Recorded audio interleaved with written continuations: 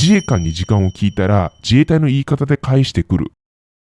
どうも、エースです。今回なんですが、陸上自衛隊の数字の読み方というテーマでお話しします。自衛隊の数字の読み方は特殊だ。そんな話を聞いたことがありませんか？あると思います。しかし、ネットを見れば、コメント主によって言い方が違ったり、旧軍だとどうだとか、知人が言うにはこうだとか、推測や憶測で数字の数え方が語られているものもあります。なんかいろいろミックスしてしまっている方もいますしね。今回は実際に陸上自衛隊で勤務した私が陸上自衛隊内での数字の読み方についてお話しします。このチャンネルでは自衛隊に関する動画を投稿しているので、ぜひチャンネル登録よろしくお願いします。それでは早速行ってみましょう。LINE スタンプ販売してます。まず大前提として数字の読み方については地域、職種、陸海空自衛隊によっても変わります。なのでここではこういう数え方とか、この部隊ではこういうルールとか、そういうのが存在します。なので今回私が紹介する読み方が全て正解というわけではなく、あくまで陸上自衛隊内での標準的な言い方になります。そこからネットで噂されているものを見ると、なんとなく違いなんかが分かり面白いかと思います。創立記念行事とか自衛隊の一般開放の時に、これ動画のあれだわって思うところもあるかと思うので、ぜひみんなで覚えてみましょう。まず最初の数字の読み方が時間の読み方です。自衛隊の数字の読み方で一番噂される一つが時間の読み方なんですね。で、時間の読み方については陸上自衛隊では0から10までの数字をこのように読みます。0は丸、1は1、2は2、3は3、4は4、5は5、6は6、7は7、8は8、9は9、10は1丸。時間を言う際はこれらを組み合わせて言います。時間の言い方については24時制を用い、並べられた4桁の数字をそのまま一つずつ読む形になります。なので AM、PM とか午前、午後は使わないんですね。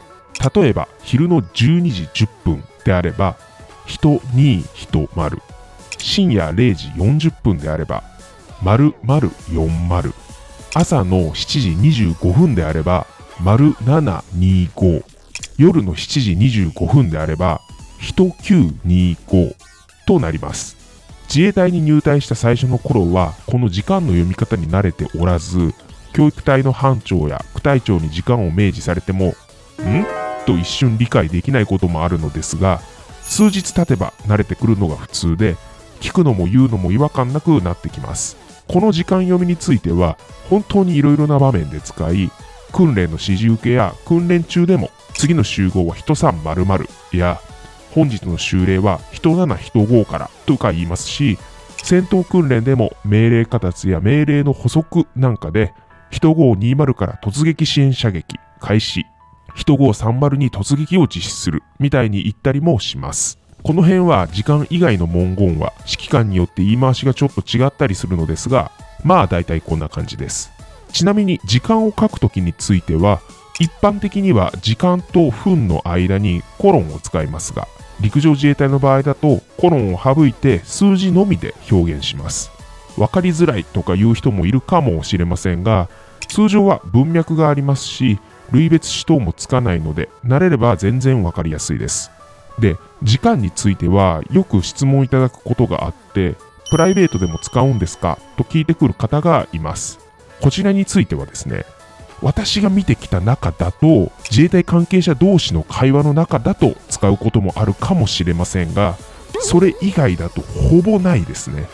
自衛官に時間を聞いたら自衛隊の言い方で返してくるなんて発信をされている方もいるんですが、対自衛官以外で使っている方は見たことないです。当然ですが TPO に応じて使い分けます。自衛隊と全く関係ない人が時間を聞いて人5〇〇とか返されても意味不明ですよね。ちなみに私は退職してから一度もこの言い方で時間を読んだことはありません。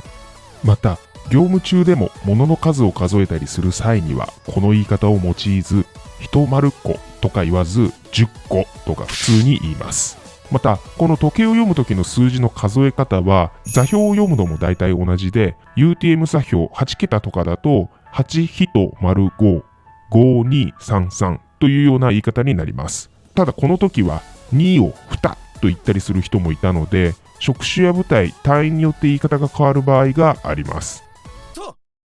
続いての数字の読み方が隊列での番号の呼称です。自衛隊では整列をしている際、番号を数えて人員数を把握することがあります。で、その時の番号の数え方については、時計の読み方と少し違うんですね。そして野戦特化とそれ以外の部隊でも言い方が違います。まず野戦特化以外だと1から10までをこのように言います。1は1、2は2、3は3、4は4、5は5、6は6、7は7、8は8、9は9、10は10。そして野戦特化の単位はこのようになります。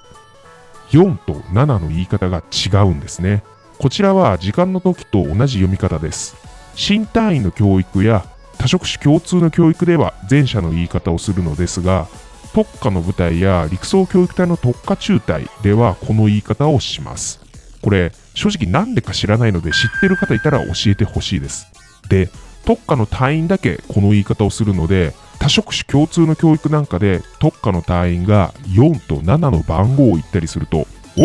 なんか変やぞとなったりします。ちなみにこの整列時の数の数え方なのですが、人員数が多く列数が多いときはこのような数え方をします。応対の場合、番号はじめの号令の後、向かって前列のみ左から右に向かって順に数を数えていきます。で、右端まで数えると最後列の隊員が隊列の空き数を報告します。例えば画像のように空きがなく人が埋まっている場合は万と言い、空きがある場合はその数を言います。2名分空いている場合は2欠、1名分空いている場合は欠となります。1名の時は1欠とは通常言わないです。この空き数の報告により隊の総人員数を素早く数えるようにしています。画像の場合だと7名 ×3 列になっているので、万だと21名プラス指揮者1名で総員22名、2欠だと19名プラス指揮者1名で総員20名といった感じで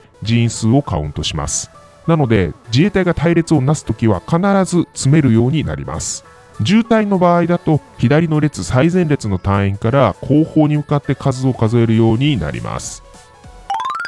今回は陸上自衛隊の数字の読み方というテーマでお話ししたのですが、場面に応じて数字の読み方が変わるんですね。また時間を読む時の時計なのですが、デジタル時計を24時制に設定するとめちゃくちゃ読みやすいです。そのまま文字盤に表示されている数字を言うだけですからね。アナログでも問題ないのですが、24時制に慣れてない方なんかはデジタルの方が簡単です。私が自衛官時代に使っていた時計については別の動画でまとめているので、ぜひチェックしてみてください。他にも開示や空示ではこうだよとか、この部隊職種だとこういう言い方だったなどあれば、ぜひコメント欄で共有してくれると嬉しいです。それでは本日はこれにて状況終了です。